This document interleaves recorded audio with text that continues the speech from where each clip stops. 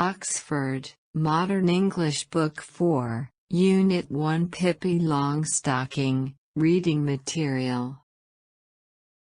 But the thing that made Tommy and Annika open their eyes widest of all was the monkey, sitting on the strange girl's shoulders. It was a little monkey, dressed in blue pants, a yellow jacket, and a white straw hat.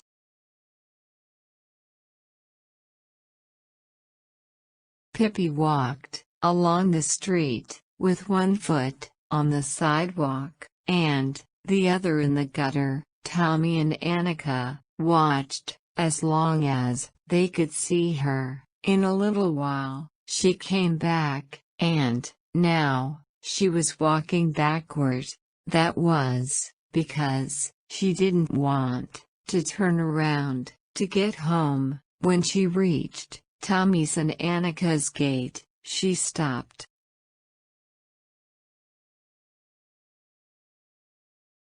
The children looked at each other in silence. At last Tommy spoke. "Why did you walk backward?" "Why did I walk backward?" said Pippi. "Isn't this a free country? Can't a person walk any way she wants to?" "Let me tell you that in Egypt, everybody walks that way, and nobody thinks it's the least bit strange." "How do you know?" asked Tommy. "You've never been to Egypt, have you?" "I've never been to Egypt?" "Indeed, I have. That's one thing you can be sure of. I have been all over the world, and seen many things stranger than people walking backward. I wonder what you would have said if I had come along walking on my hands, the way they do in farthest Asia." "Now you must be lying," said Tommy. Pippi thought for a moment. "You're right, sadly, I am lying."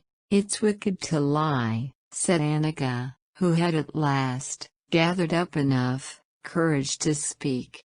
"Yes, it's very wicked to lie," said Pippi, even more sadly. "But I forget it now and then, and how can you expect a little child like me to always tell the truth, when my mother is an angel, and my father is king of a cannibal island, and I have sailed on the ocean all my life?"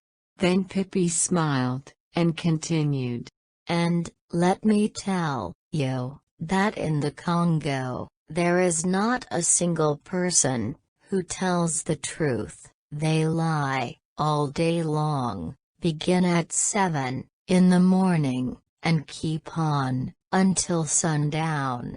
So, if I should happen to lie now and then, you must try to excuse me, and remember that it is only because I stayed in the Congo a little too long. We can be friends anyway, can't we?" "Oh, sure," said Tommy, and realized suddenly that this was not going to be one of those dull days. "By the way, would you come and have breakfast with me?" asked Pippi. "Why not?" said Tommy. "Come on, let's go." "Oh, yes, let's," said Annika. "But first I must introduce you to Mr. Nielsen," said Pippi, and the little monkey took off his cap and bowed politely.